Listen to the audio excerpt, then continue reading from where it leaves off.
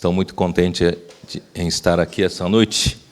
O André me informou que depois da minha mensagem na Conferência de Jovens, ele percebeu que tinha muita coisa para falar e o tempo era limitado. E também, para ele e alguns outros, têm acompanhado mais ou menos o meu encargo. Eles sabem que o que eu tenho ultimamente falado nas igrejas, nas conferências regionais, é mais do que aquilo que conseguimos falar na Conferência de Jovens. Então, aproveitar essa noite que eu não sei se está conseguindo transmitir ao vivo, né? Está conseguindo transmitir, tá? E então mais pessoas podem acompanhar, não só vocês, e aproveitar, né, tanto jovens, e vocês não sabia que de repente, né, eu vejo vocês jovens tão lindos, né, entre nós. Outro dia eram todos crianças, né, e agora já estão. Você sabe que a gente vai crescendo, a idade vai avançando, e sempre achamos que as outras gerações são sempre crianças, né? E agora, de repente, a gente se dá conta de que, né, vocês cresceram, vocês já estão amadurecendo, entendendo as coisas de Deus, buscando, né? Isso nos alegra muito, e nós queremos realmente preparar bem essa geração, que são vocês, preparar muito bem para que o Senhor tenha um futuro, né, brilhante, para que a vontade dEle, o Evangelho do Reino, tudo isso que o Senhor tem falado conosco, nos preparado esses anos todos, possa, assim, ter um progresso, né, na geração de vocês, ainda maior, né, do que na nossa geração, que o Senhor possa usar muito vocês. Portanto, é muito importante preparar essa base, né, que vocês,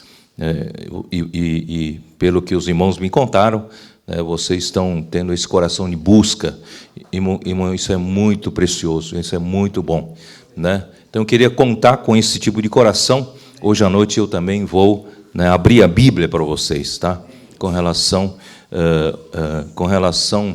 aos primeiros momentos da civilização humana, como as coisas ocorreram. Talvez vocês não tenham noção, né, como as coisas aconteceram com relação a homem e Deus, essa relação, né? Então, vamos aproveitar bem rapidamente e ver que Deus, Gênesis 1, 26, diz que o homem foi criado à imagem de Deus, né?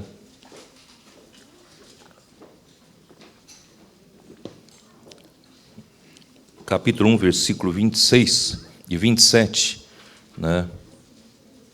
Também disse Deus: façamos o homem à nossa imagem, conforme a nossa semelhança, tenha ele domínio sobre os peixes do mar, sobre as aves dos céus, sobre os animais domésticos, sobre toda a terra e sobre todos os répteis que rastejam pela terra.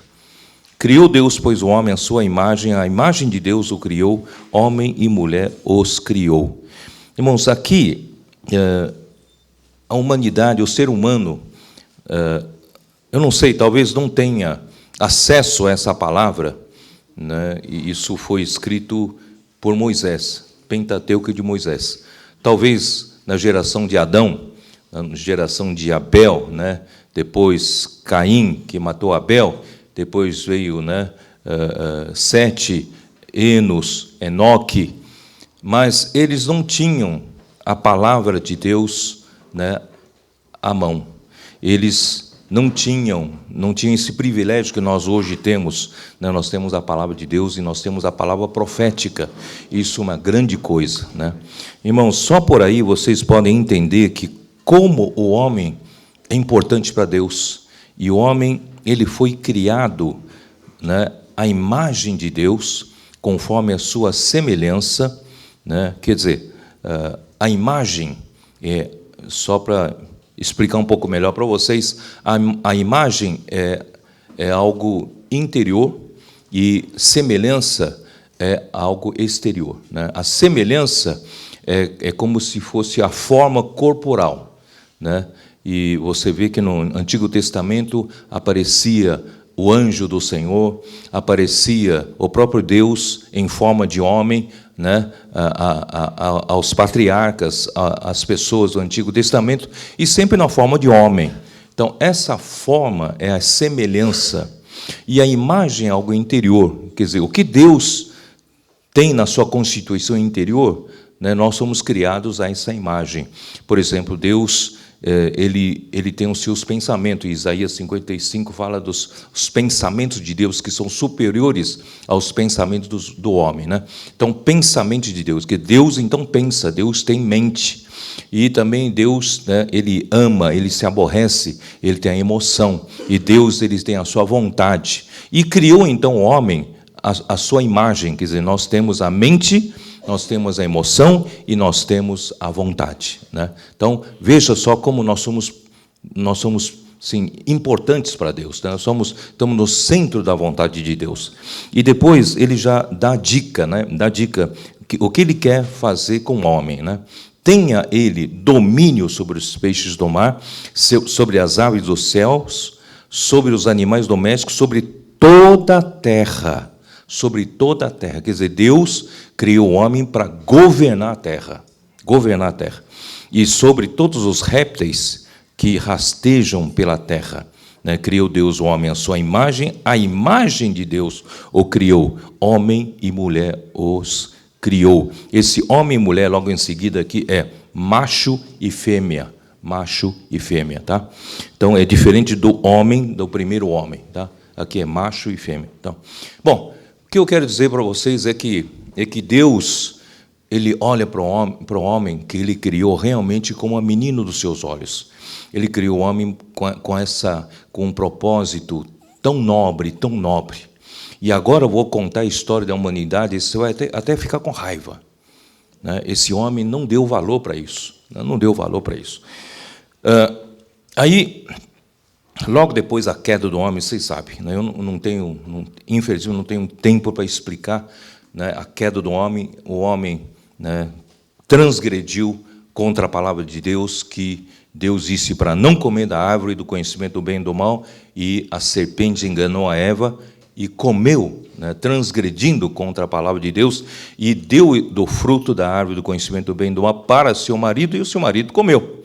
E dessa forma, né, pela ofensa de um só homem, isso está em Romanos 5, pela ofensa de um só homem, entrou o pecado do mundo. E pelo pecado, a morte entrou. E a morte passou para todos os homens. Assim, irmãos, todos pecaram, sem exceção. Nós já nascemos pecadores por causa disso. E sem derramamento de sangue não há, né, remissão de pecados. Não tem como mais nos salvar se não derramar o sangue. E se nós derramarmos nosso sangue, estaríamos também terminados para Deus. Então Deus, né, não teríamos como viver para Deus. Mas Deus então providenciou, né, um substituto da nossa morte. Cristo morreu em nosso lugar. Bom, isso já é outra história, não é por aí que eu vou entrar. Bom, o que eu quero dizer é o seguinte para vocês. Deus, ele não deixou o homem sem esperança. Adão e Eva caíram, né, pecaram, transgrediram contra a palavra de Deus. Sabe o que aconteceu? Deus expulsou os dois do jardim do Éden. Por quê? Porque eles não podiam mais, uma vez que possui o pecado, a natureza pecaminosa entrou neles, eles não podiam mais ter acesso à árvore da vida. Então Deus então impediu, né, o homem de ter acesso à árvore da vida com 2 querubins, com uma espada que tinha fogo, chama de fogo, né, impedindo, né, o homem de passar por esse caminho para entrar, para comer, ter acesso à árvore da vida. E isso quer dizer o quê? Quer dizer, os 2 querubins referem-se à glória de Deus, a espada é a justiça de Deus, e a chama, o fogo, né, que sobre a espada, refere-se à santidade de Deus. Quer dizer, o homem não pode mais voltar comer da árvore da vida sem satisfazer essas 3 exigências da justiça de Deus, da santidade de Deus e da glória de Deus. Irmão, nessa conferência eu vou falar um pouco, no final das contas, dessa justiça, santidade, e vou terminar na conferência de setembro com a glória. Acho que pouca gente tem falado sobre isso. Eu vou falar sobre isso, vou terminar com a glória. Então, esses 3 pontos, justiça, santidade e a glória. Bom, aí, só que, irmãos, Deus, se eu fosse homem, se terminasse assim, seria uma história triste, fadado, então, homem fadado a fracasso, a condenação, ao lago de fogo, ser queimado, um fogo eterno, não tem esperança, não. Deus deixou o Evangelho, pregou o Evangelho para esse casal, Adão e Eva. Quando ele falou para a serpente, falou, castigando a serpente, dizendo, profetizando que o descendente da mulher, que é a Eva, descendente da mulher irá esmagar, pisar a cabeça da serpente. E a serpente irá ferir ao calcanhar do descendente da mulher. E quem seria o descendente da mulher? Seria o próprio Cristo. Cristo viria para pisar sobre a cabeça da serpente, para resgatar o homem de volta para Deus. Então, esse é o Evangelho. Deus já pregou o Evangelho em Gênesis 3. Já pregou o Evangelho. Vamos ler, acho que é bom vocês terem essa referência. Capítulo 3 de Gênesis, versículo 15.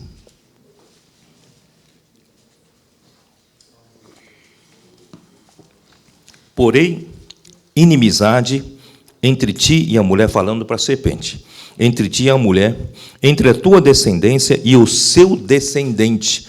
Aqui não fala da descendência da mulher, fala de um só descendente, entre a tua descendência e o seu descendente. Este te ferirá a cabeça e tu lhe ferirás o calcanhar. Então, Satanás, até hoje, vem lutando contra Cristo, contra a obra de Deus, mas, graças ao Senhor, a igreja hoje vai vencer Satanás. Então, porque Deus prometeu esse Evangelho e nós estamos no seguimento do cumprimento dessa profecia. Bom, então, por que eu contei tudo isso? Eu queria dizer o seguinte para vocês. O homem foi criado com um propósito tão nobre, que nenhum homem percebe quão nobre será o nosso futuro. Eu vou só dizer um pouquinho. Vocês sabem que Deus nos criou para ser a sua própria glória. Quer dizer, Deus, sabe o que é glória? Eu vou antecipar um pouquinho para vocês. Não sei quanto vocês vão pegar, mas, de qualquer forma, antecipar um pouco para vocês. O que é a glória? Para a maioria dos cristãos, para a maioria das pessoas, a glória é uma luz, é um resplendor, não é? É uma expressão externa, da luz que Deus é. Irmãos, mas eu quero dizer para vocês, a glória é mais do que isso. Eu achei uma definição boa, viu, André? Achei uma definição boa que diz assim, porque a glória não é só um brilho, não é só um relâmpago, uma luz, um resplendor, embora seja também tudo isso. Mas, irmãos, a palavra glória vem do hebraico, vem de uma raiz que denota peso, dignidade, e também quer dizer majestade, honra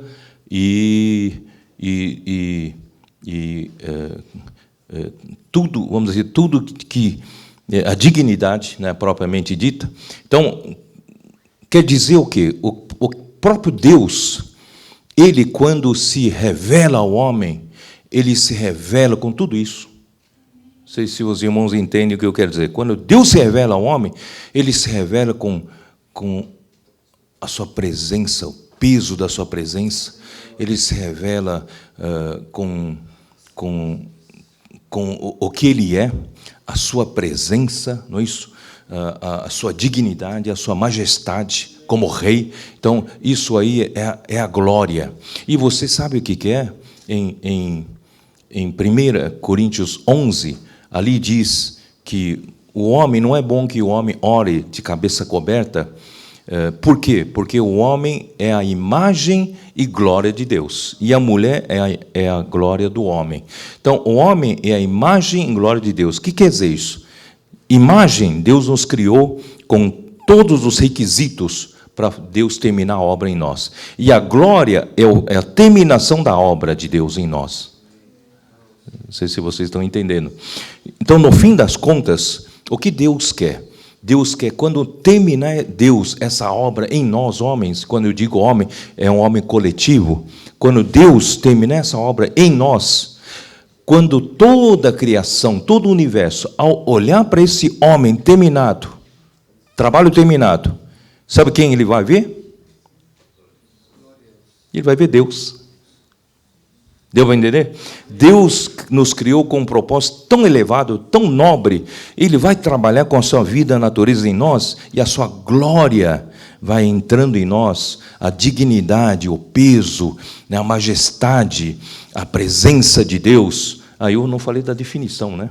A definição que eu achei, a melhor definição é a seguinte: é a revelação, a glória é a revelação. Ó, isso aqui eu estou passando por vocês de primeira mão, tá? A glória, para mim, é a revelação do ser de Deus, da pessoa de Deus, do ser de Deus, da natureza de Deus, do caráter de Deus, com todas as suas características, e da presença de Deus. É tudo isso. E eu vou provar tudo isso depois. Em Êxodo 33, prova que é o próprio ser de Deus, é a própria presença de Deus, é a glória de Deus.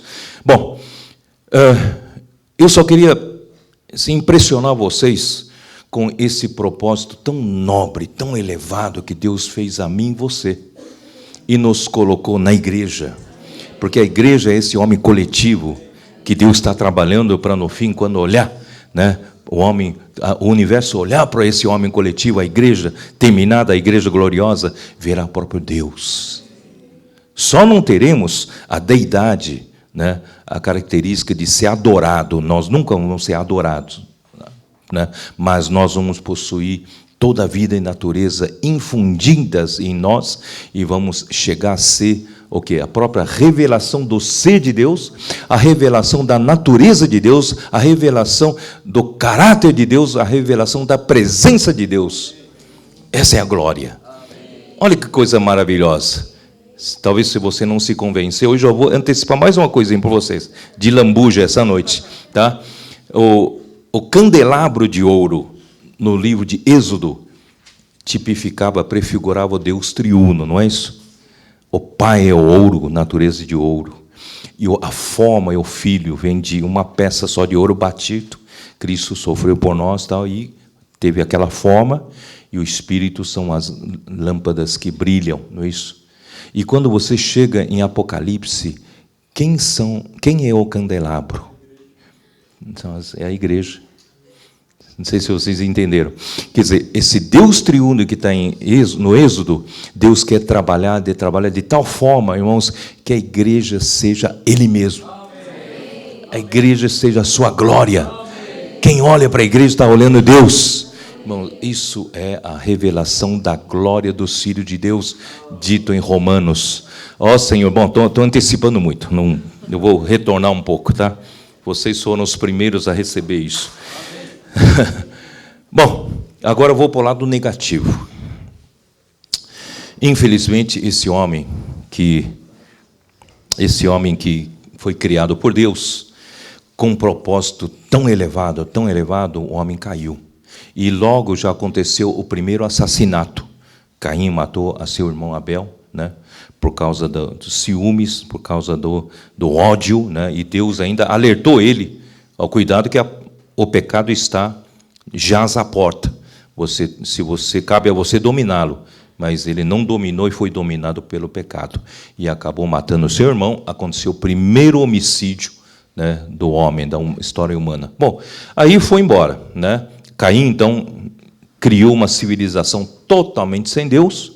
Aí vem também uma linhagem dos homens tementes a Deus, né, de Adão, Sete, Enos, Enoque, assim por diante. Mas, irmãos, com poucos anos, Não chega a 2.000 anos, 1.600, 1.700 anos, alguma coisa assim, né? O homem chegou à situação de Gênesis 6. Dá uma olhada em Gênesis 6. Essa noite eu vou ensinar um pouco de história para vocês e um pouco de geografia.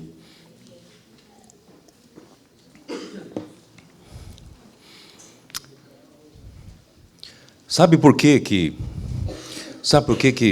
eu estou falando isso?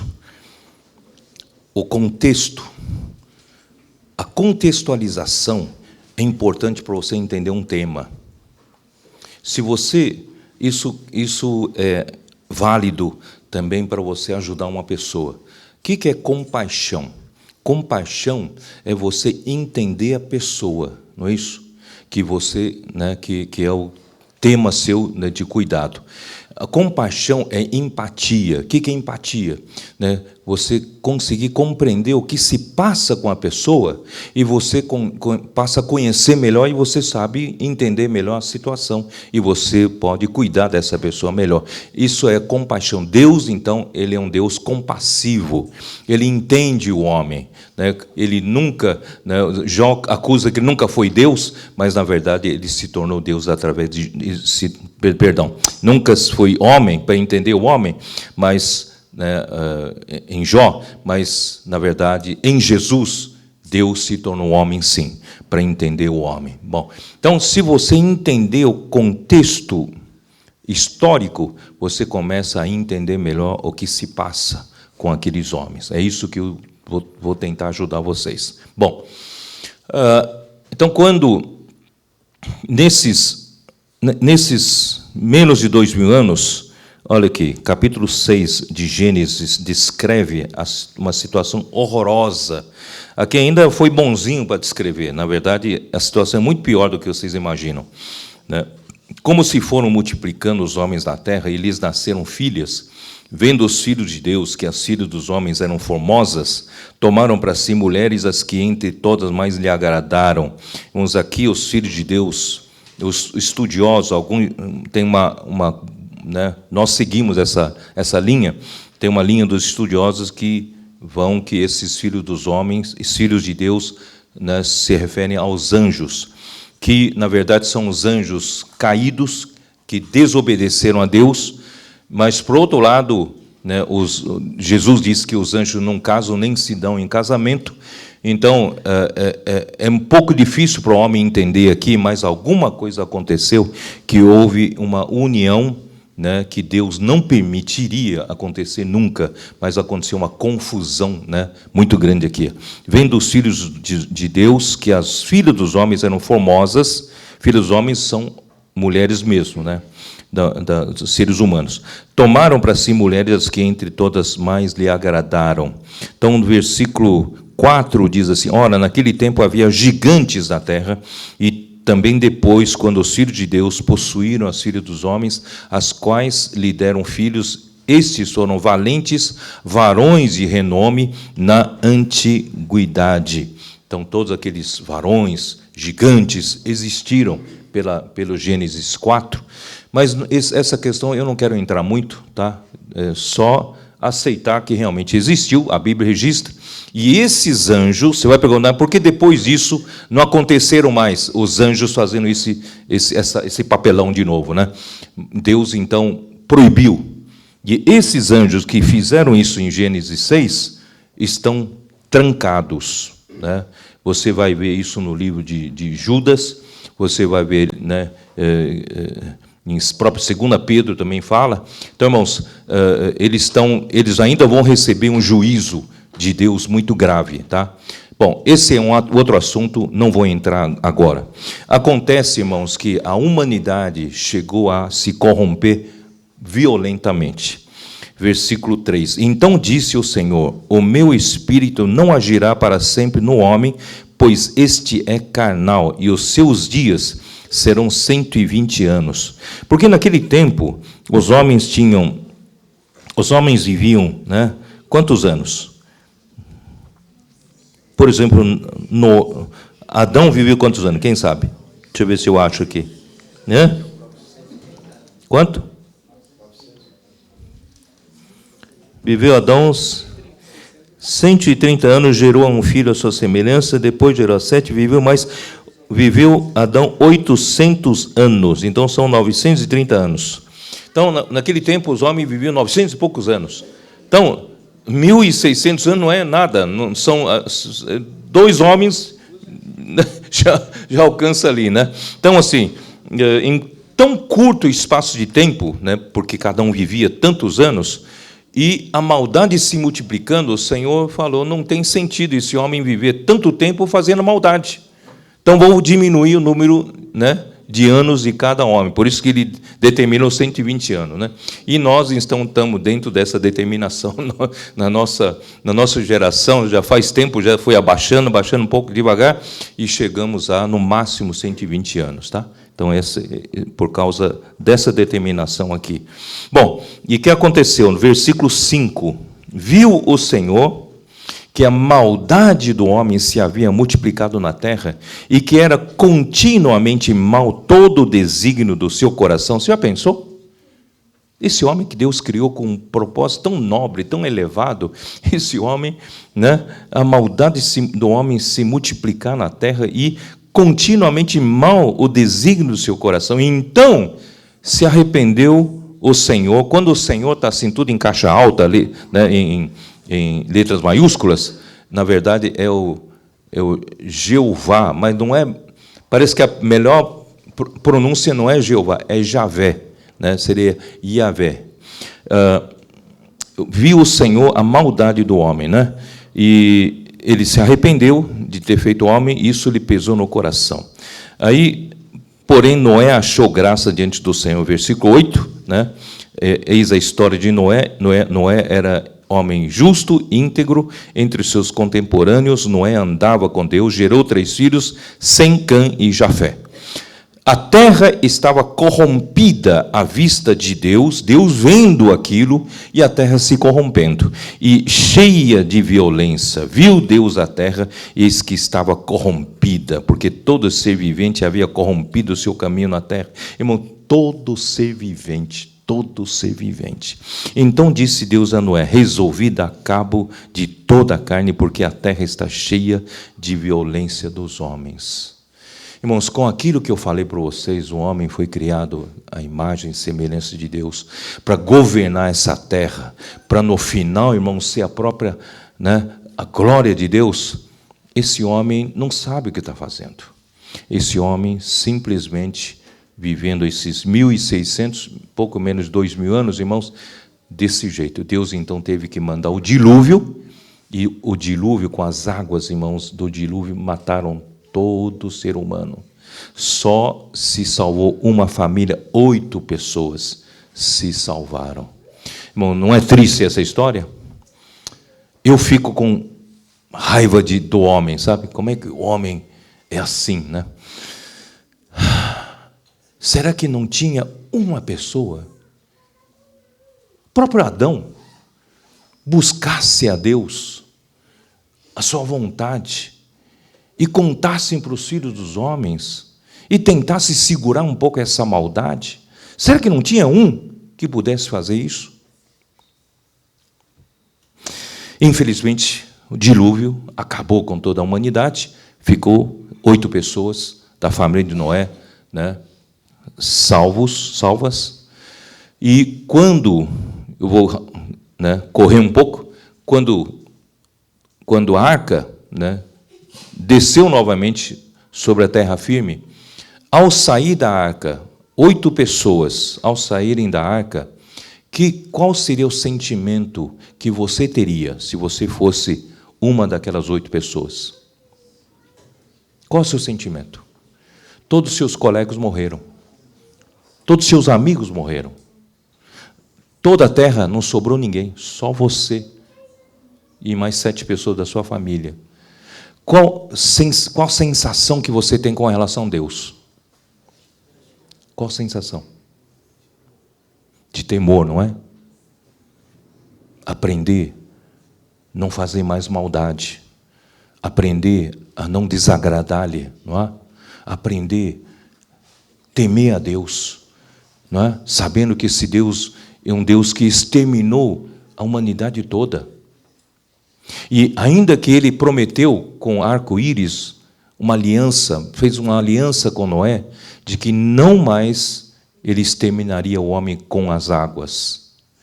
E o homem então teve um certo sossego, tranquilidade. Mas qual era o coração daquelas pessoas daquele tempo? Isso eu quero perguntar para vocês. Não era de medo de desagradar a Deus, medo de fazer contra a vontade de Deus, fazer as coisas contra a vontade de Deus, viver muito debaixo do temor. Cuidado, não faça isso, né? Deus pode se desagradar. Não é assim? Não sei se vocês pensam desse jeito. Eu ficaria com muito medo de fazer qualquer coisa contra a vontade de Deus. Mas isso deu um efeito contrário. Deu um efeito contrário.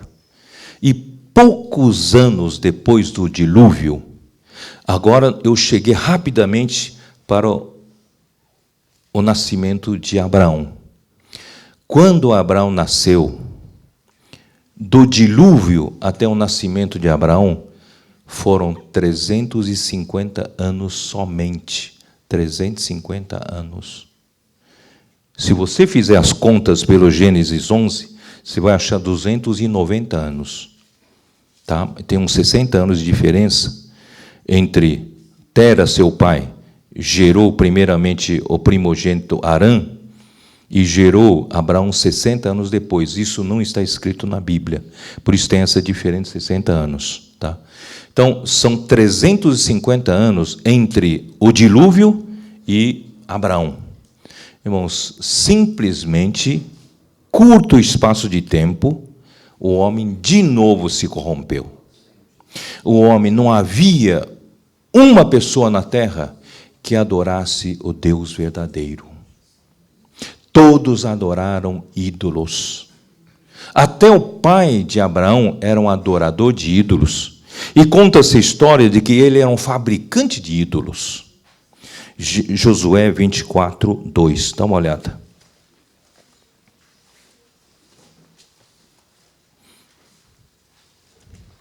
Vocês estão conseguindo me acompanhar ou não? Josué 24, 2.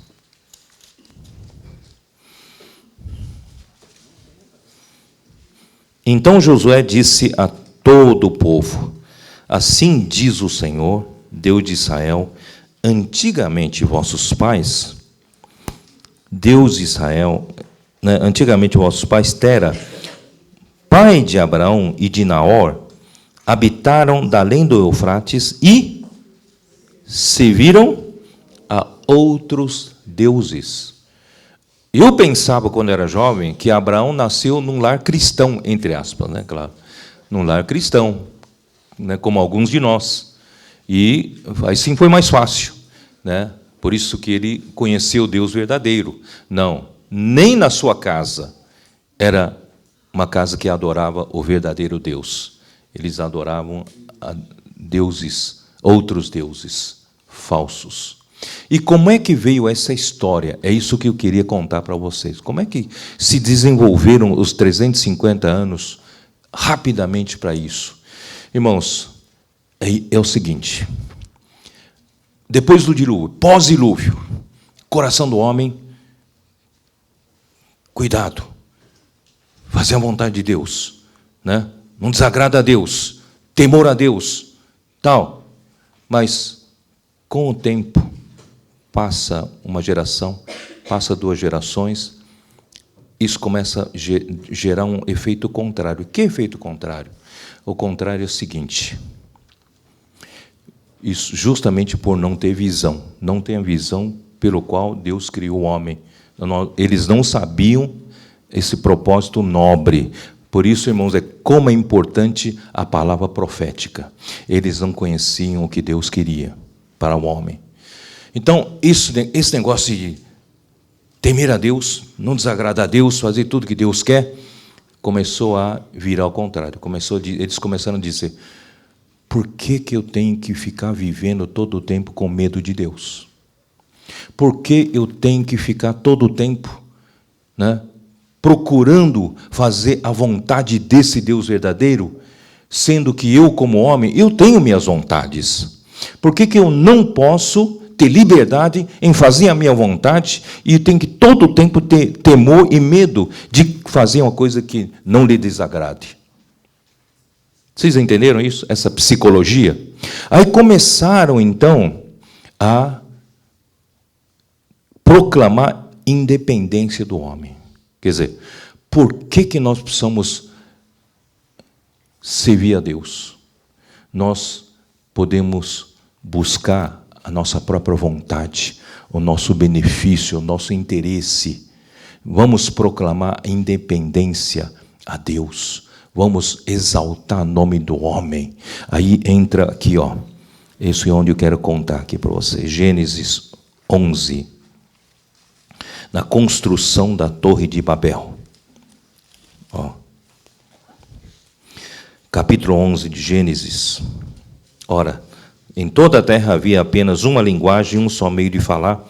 Sucedeu que, partindo eles do Oriente, deram com uma planície na terra de Sinar e habitaram ali. E disseram uns aos outros: vinde, façamos tijolos e queimemo-los bem. Os tijolos serviram de pedra e o betume de argamassa. Eu não sei se consegue primeiramente me projetar aquele mapa da Mesopotâmia. Eu vou tentar explicar para vocês. Aqui, vocês conseguem enxergar aqui? Aqui tem dois rios. Você consegue enxergar? Aqui, esse aqui, ó. Aqui tem um rio Eufrates, tá? Vocês estão enxergando? Aqui tem um rio Tigre. Esses dois rios nascem lá nas montanhas da Turquia de hoje, né? Lá em cima é a Turquia de hoje. Lá em cima, nas montanhas da Turquia, passa pela Síria de hoje, onde está a Síria, é a Síria de hoje, e aqui onde está a Babilônia, hoje é Iraque. E aqui é Golfo Pérsico, e aqui está o Kuwait. Tá? Então, onde estão esses dois rios, Eufrates e Tigre, aqui é uma planície, é uma bacia extremamente fértil. Então, Babilônia também é chamado de terra de Sinar. Na nossa versão antiga da Bíblia é Sinear, né? Mas agora eles estão usando Sinar. Então, a Babilônia é Sinar. Então, essa bacia aqui, ó, banhada pelos dois rios, aqui é a Mesopotâmia. E Ur dos Caldeus aqui embaixo, esse aqui, né? Ur dos Caldeus, está aqui, ó, onde Tera, isso aqui, né? É melhor? Tá bom, aí tá melhor, né? Só demora um pouquinho para ligar.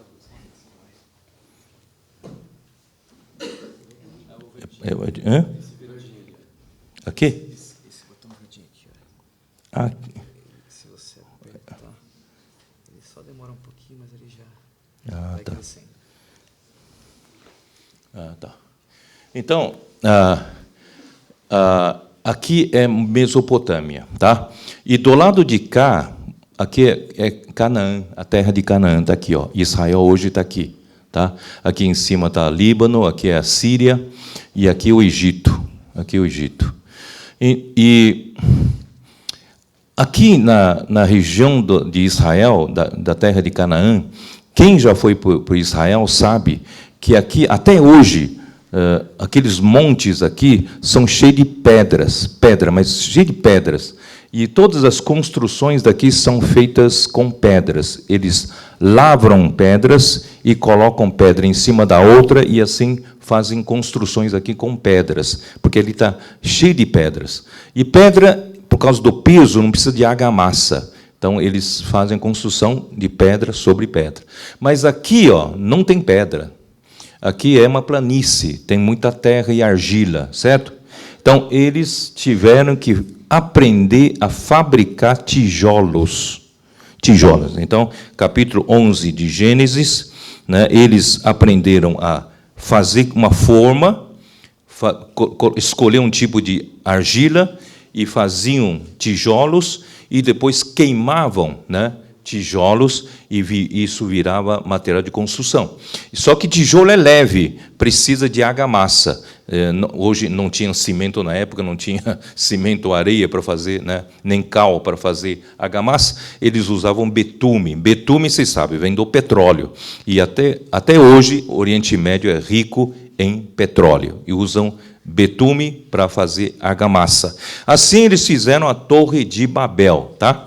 Só que a Torre de Babel, na verdade, é uma derivação dos templos que eles já estavam fazendo na época. Isso, pelas escavações, descobriram que naquele tempo os mesopotâmios faziam templos chamados zigurates.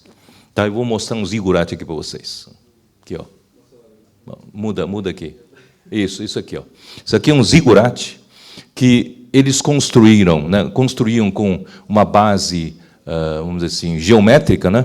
Uma base ou quadrada ou retangular, e faziam algumas escadas e algumas plataformas, e a última plataforma lá em cima, a última era para fazer sacrifícios a deuses falsos e a servir a esses deuses, a adorar esses deuses falsos. Então, aqui em cima, né? Isso aqui é zigurate. Inclusive, né, só assim, para vocês pensarem um pouco, lembra da escada de Jacó, hein, Ulisses? A escada de Jacó. Quando fala de escada de Jacó, você pensa que escada? É escada de pedreiro, né? Você não pensa? Aquela escadinha de pedreiro, não é isso? Não tinha essa escada de pedreiro naquele tempo. Ele pensava nessa escada aqui, ó. Era assim, ó. Tá? Então, até isso é interessante vocês, né, saberem que, para eles, a noção deles de escada era essa. Tá? Bom, então, o que era uma Torre de Babel? Era um zigurate, só que muito mais alto. O que é zigurate? Zigurate significa a plataforma entre o céu e a terra. Isso é o significado da zigurate. Então, assim, todo lugar tinha esses templos zigurates para adorarem a ídolos e sacrificarem a deuses falsos. Irmãos, isso é toda a terra. Não havia um sequer que adorasse o Deus verdadeiro. 350 anos depois do dilúvio. Irmãos, é isso que eu quero impressionar vocês. Se a gente não passar de geração em geração, nós estamos cultivando vocês. Se a gente não preparar vocês, dali a pouco, irmãos, vocês se desviam. Por isso, irmãos, é importante a gente preparar outras gerações. Não é verdade? Nós não queremos, irmãos, que tão rapidamente o ser humano caia. Não havia um que busque a Deus. Olha aqui em Romanos 3, ó, como é que ele fala. Senhor Jesus. Aqui, ó. Romanos 3, versículo 10. Como está escrito? Todos acharam?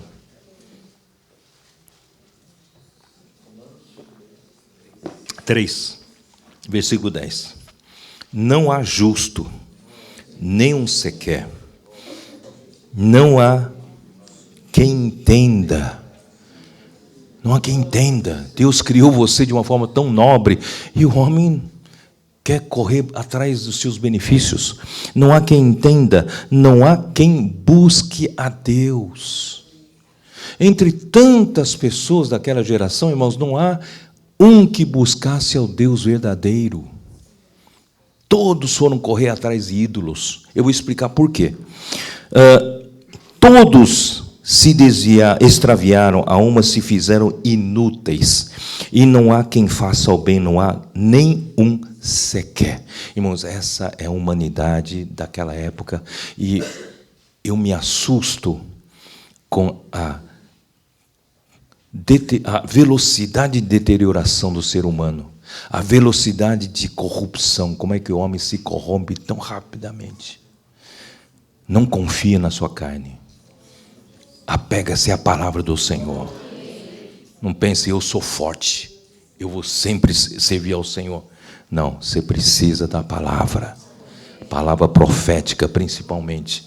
Naquele tempo, irmão, não havia profetas que pudessem falar para os homens, não havia profetas. Não havia quem buscasse a Deus para saber qual é a vontade de Deus, para passar para outros homens. Isso é profeta. Mas não havia um profeta. Nem mesmo os patriarcas, o Adão poderia fazer esse trabalho, mas não fez. Irmãos, mas graças ao Senhor. E Noé, né, o próprio Noé, podia ter feito esse trabalho. Você sabia que, fazendo os cálculos, Noé morreu, sabe quanto? Quando nasceu Abraão. 350 anos, exatamente 350 anos depois do dilúvio. Noé não poderia estar ensinando seus filhos, seus netos, bisnetos, mas não surtia efeito. Não tem quem entenda o que Deus quer. Irmãos, por isso, valorize a palavra profética. Valorize toda essa palavra que você está recebendo, porque sem a visão, sem profecia, o povo se corrompe. A gente precisa da palavra. Por isso, esses irmãos aqui, o mais velho que vocês, eles estão se desdobrando para cultivar vocês, para dar palavra para vocês, dar base para vocês, para não acontecer essa situação aqui. Ó Senhor Jesus. Bom, aí eu não terminei Gênesis 11. Por que o homem fez a Torre de Babel?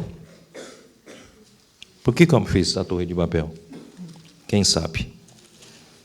Versículo 4 de Gênesis 11.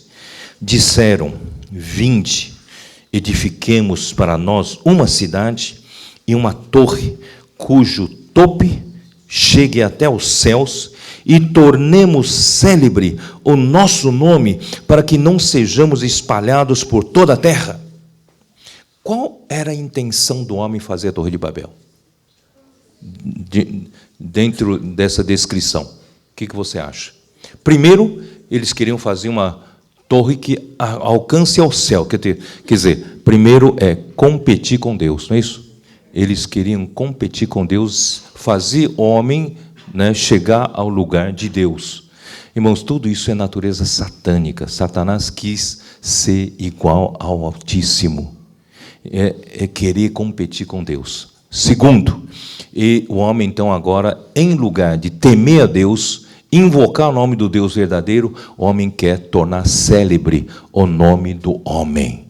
Não é mais Deus, é homem. É o homem que interessa, o nome do homem que interessa, temos que fazer. Você sabe que tornar célebre aqui é um verbo em hebraico. Esse verbo é o mesmo verbo usado em Gênesis 1, nós, a turma mais antiga aqui, quando estudamos Gênesis 1, ali tem dois verbos usados para criar e fazer. Criar do nada é bara. Né? No princípio criou Deus os céus e a terra. Esse criar é bara, em hebraico é bara, é um verbo bara que é criar do nada. Mas Deus fez o firmamento. Deus não criou do nada firmamento, Ele fez, né, com material já existente. Esse fazer, nós entendemos que era asa, mas segundo me corrigiram, que a pronúncia mais correta é assar. Então, assar é o verbo fazer com material já existente. Então, esse verbo assar está aqui, ó. Tornar célebre é assar. Vamos fazer o nome do homem. Vocês entenderam? O homem quer fazer o nome do homem uma marca, exaltá-lo acima de Deus. E mesma coisa hoje, irmãos. Hoje todas as empresas estão fazendo nome, a sua marca. A marca, não sei se vocês sabem, a marca pode ser mais valiosa do que os patrimônios dessa empresa. A marca é o seu patrimônio. Então, irmãos, hoje tem várias marcas, né? A Coca-Cola, o Microsoft, a Apple, né? Esses nomes valem bilhões, né? Se não são alguns trilhões, né? Então, assim, são nomes, fazer marca. E o homem queria fazer o nome do homem, fazer nome, em competição a Deus, né? Em outras palavras, nada de se preocupar aqui, viver debaixo do temor, do pavor de Deus. Não queremos viver debaixo dessa tirania, ó Senhor. perdão, perdoa-me falar essa palavra, a tirania da vontade de Deus. A gente tem que fazer a vontade de Deus, viver debaixo desse medo, né, de desagradar a Deus. Irmãos, eles queriam se libertar disso. Eles querem o quê? Fazer a própria vontade do homem. Vamos fazer a vontade do homem. O interesse do homem que vale. Nada de ficar preocupado com Deus, não. Sabe? Então, assim foi surgindo. Mas aí, como é que surgiram os ídolos? Como é que o homem abandona o Deus verdadeiro e vai atrás de ídolos?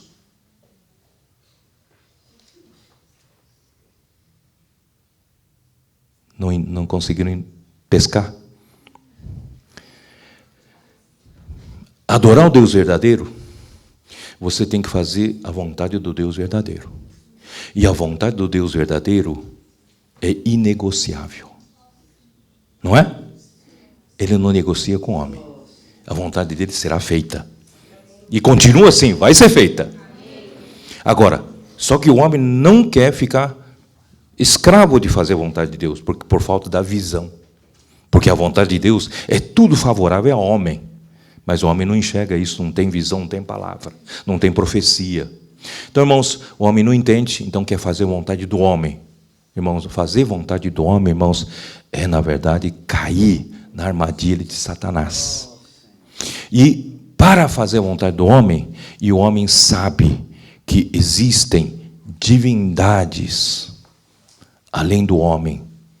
Com a história de Gênesis 6, eles conheceram que existiam algumas divindades, não tinham? Então, eles apelavam, eles, para fazer a vontade do homem, eles precisavam apelar para as divindades. Por exemplo, eu tenho... o Oriente Médio todo começa tudo com comércio, né? Eu tenho uma lojinha numa rua, né? O Ulisses tem uma outra lojinha, né? Tem cara de comerciante, né? E, né? Ele tem uma outra lojinha, e então nós aqui competindo com a mesma mercadoria. Mas assim, competição, nenhum dos dois vai ficar muito rico. Então, o que eu faço? Eu então fabrico um ídolo, e eu começo a sacrificar esse ídolo, começo a adorar esse ídolo. E Deus, próprio Deus, disse no Antigo Testamento que o ídolo por si nada é, não é? Um pedaço de pau, um pedaço de coisas criadas por Deus, né? Então, o ídolo por si nada é, mas quando o homem começa a adorar e acreditar que tem uma divindade por trás daquilo, Satanás, ele é o quê? Ele é príncipe desse mundo. Ele, então, domina as forças do mal, ele domina sobre os principados e potestades, domínio, poderes, não é isso? E os demônios, todos estão sob o seu comando. Então, ele põe atrás desse ídolo, que eu começo a adorar para meu benefício, começa a funcionar. Quando começa a funcionar, eu vou contar para o outro. Ok, funciona. Adora aqui que funciona. E o homem, em busca do benefício próprio, o homem faz de tudo para ganhar dinheiro. O amor ao dinheiro é a raiz de todos os males. Então, assim, irmãos, o homem começa o quê? Por que abandona seu Deus verdadeiro e vai correr atrás de ídolos? Porque os ídolos fazem a vontade dele. Porque os ídolos são como servos para fazer o que ele quer. Então, tem Deus das riquezas, tem um deusa da felicidade, da fertilidade, tem Deus, se eu sou agricultor, eu preciso da chuva no momento certo, eu preciso pedir para Deus da chuva, eu preciso da Deus da colheita da agricultura, né? Preciso de Deus hoje tem o quê? Tem santo casamenteiro, hoje tem santo protetor de motorista, hoje tem santo que protege até garganta, eu fiquei sabendo esses dias aí. Irmãos, tem santo para tudo. Mas tudo para fazer a vontade do homem. Olha que coisa, que triste. Vocês entenderam o princípio das coisas? Então, eles criaram divindades, que criaram ídolos, atraíram divindades, na verdade, é para fazer sua própria vontade. E mal sabem eles, irmãos, ao fazerem isso tudo, eles entraram na destruição. Romanos 1 fala, por isso Deus os entregou ao que? Tornar os seus raciocínios nulos, para corromperem, né, desonrarem seus corpos entre si. Irmão, quando você entra na idolatria, a prostituição vem logo atrás. E toda sorte de destruição, né, vem logo atrás. Não sei se você sabe. O cara pode ganhar muito dinheiro, né, tem alguma celebridade que, sem motivo nenhum, de repente fica rico, né? Eu não sei. Talvez tenha uma história dizem de vender alma para o diabo, né? E começam a ficar ricos. Só que, irmãos, a família toda destruída. Filhos nas drogas, tudo destruído. No final, irmãos, a pessoa dá até dó. Ele pagaria para voltar ao estado original. Não é verdade? Porque o ladrão, João 10, o ladrão vem somente para roubar, matar e destruir. Ele te dá aparentemente benefícios.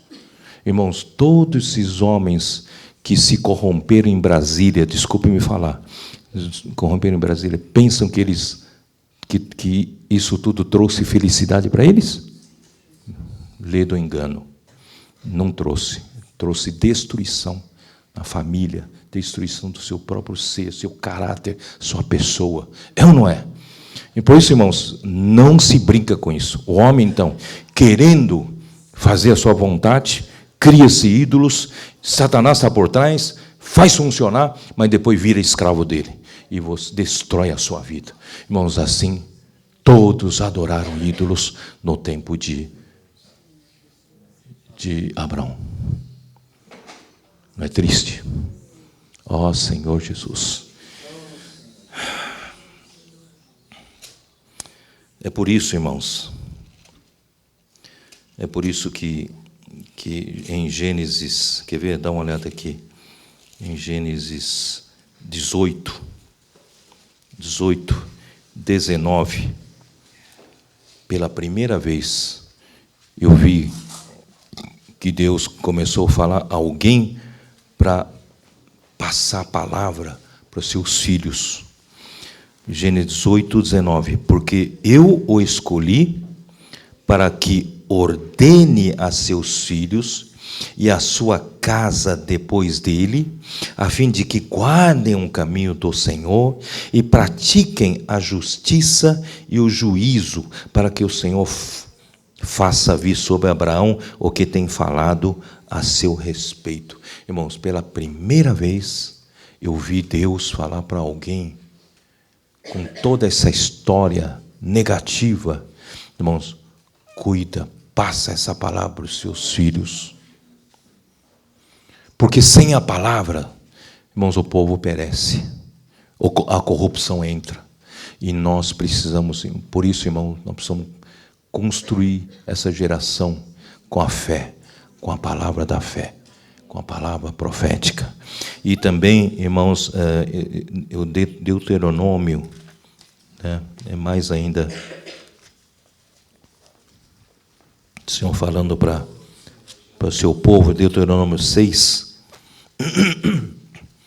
versículo 4. Ouve, Israel, o Senhor nosso Deus, né? Ouve, Israel, o Senhor nosso Deus é o único Senhor. Amarás, pois, o Senhor teu Deus de todo o teu coração, de toda a tua alma e de toda a tua força. Estas palavras que hoje te ordenam estarão no teu coração. Olha o versículo 7. Tu as inculcarás a teus filhos, e delas falarás assentado em tua casa, e andando pelo caminho, e ao deitar-te, e ao levantar-te. Irmãos, como é importante a gente ir passando para outras gerações. É por isso, irmãos, nós temos conferências, temos palavras, reuniões de jovens, reuniões de grupos familiares, né? Nós temos comunhão, temos churrasco, temos pizza. Hoje tem o quê? Tem bolo, né? Eu passei ali, tinha um bolo, era surpresa não? Era surpresa, né? Era, né? Era surpresa, né? Então, assim, mas tudo isso tem um objetivo, é inculcar em vocês a palavra do Senhor. para manter, irmãos, vocês todos como Abraão, chamado naquela geração toda, não havia um sequer que adorasse o Deus verdadeiro, e Deus foi aparecer a Abraão em Atos capítulo 7, ok? Atos capítulo 7. Versículo 2. Estevão respondeu: varões, irmãos e pais, ouvi. O Deus da glória apareceu a Abraão, nosso pai, quando estava na Mesopotâmia, antes de habitar em Harã. Aqui, ó. Não está mais o mapa aqui, né? Eles estavam aqui em Harã, né? Em Ur, perdão, né? Aqui é Mesopotâmia. Precisa ligar, né? Aqui, né? Tem que ligar, né? Mas está ligado. Acho que acabou. Acho que acabou a bateria. Não, aqui tem, ó. Eu não sei, isso aqui, ó. Isso aqui tem aqui, mas é fraquinho aqui, ó. É muito fraquinho. Isso aqui é muito fraquinho. Bom, Abraão foi. Deus chamou Abraão aqui em Ur dos Caldeus, onde seu pai, Tera, não só adorava ídolos, mas ele fabricava ídolos. Irmãos, ele cresceu nesse ambiente pagão. Então, para ele adorar o Deus verdadeiro, também é uma coisa inédita, né? De repente, irmãos, o Deus de Abraão, Deus da glória, apareceu a ele e disse: deixa, como é que é? Né? Sai da tua terra, da tua parentela, e vem para a terra que eu te mostrarei.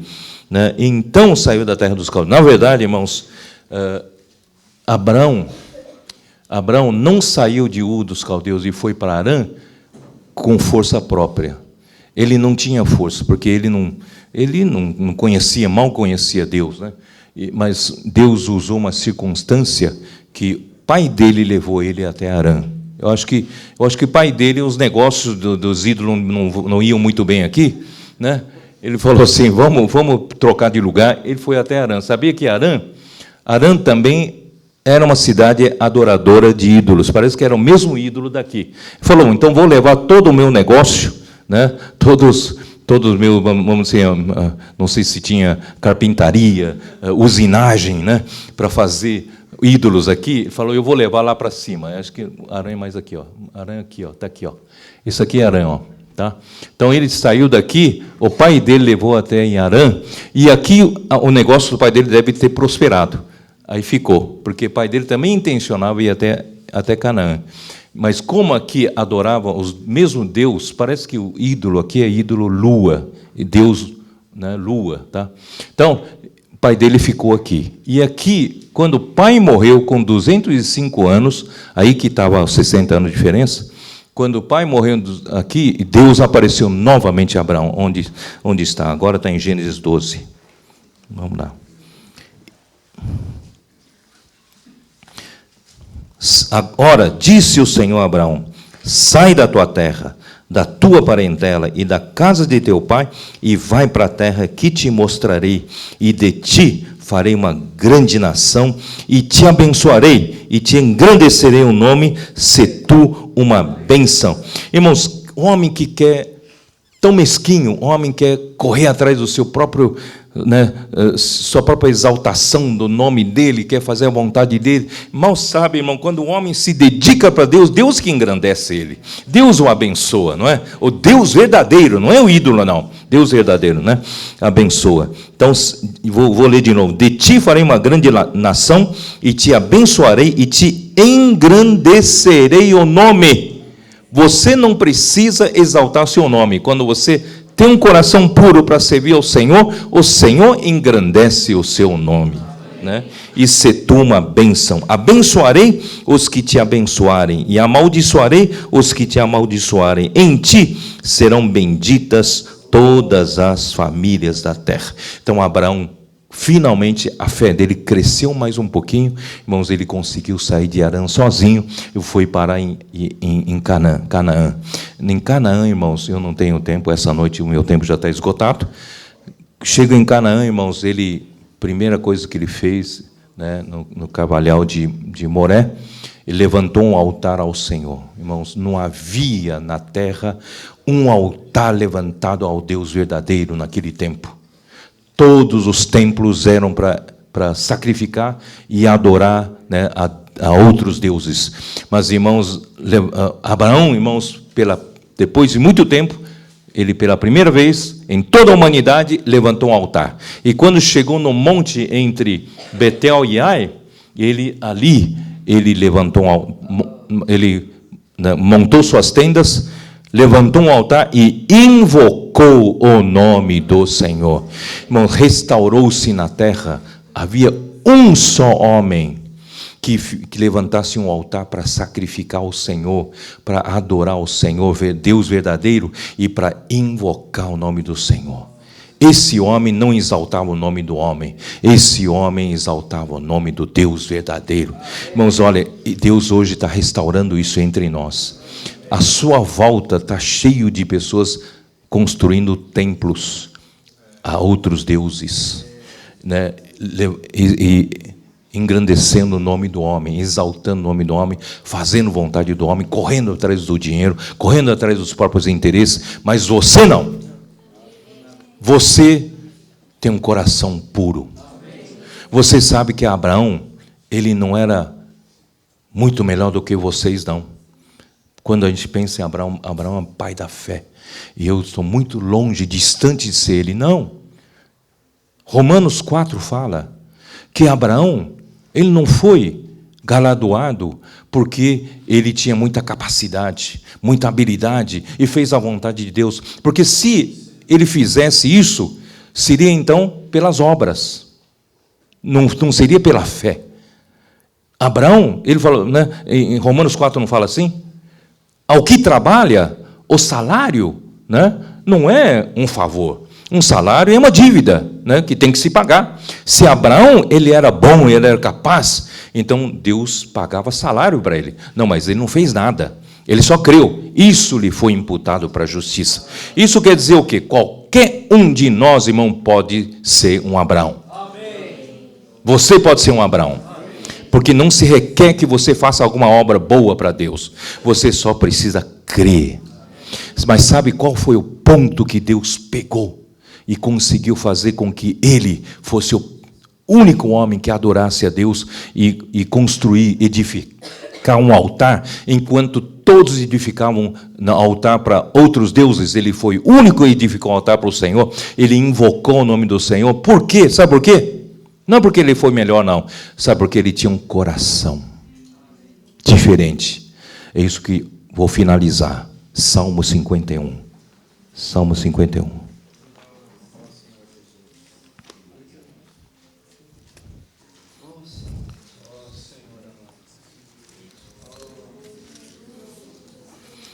Versículo 10.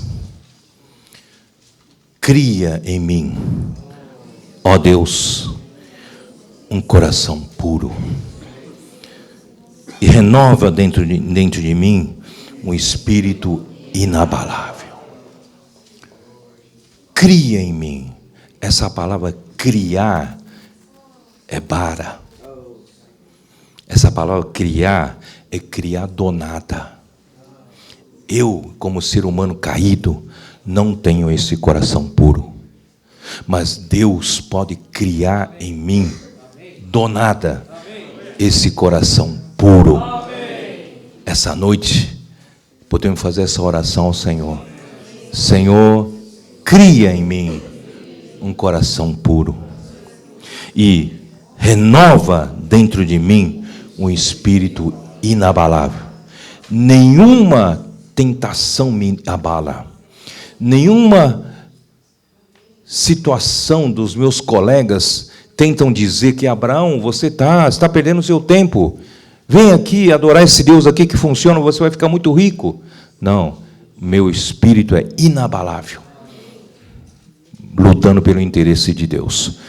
Então, irmãos, que coração puro esse? Esse coração puro, irmãos, é não colocar a sua vontade abaixo da vontade do Senhor.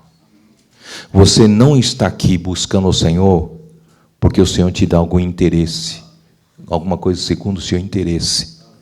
Irmão, infelizmente, no cristianismo, muitas vezes essa troca com Deus faz de Deus o seu ídolo.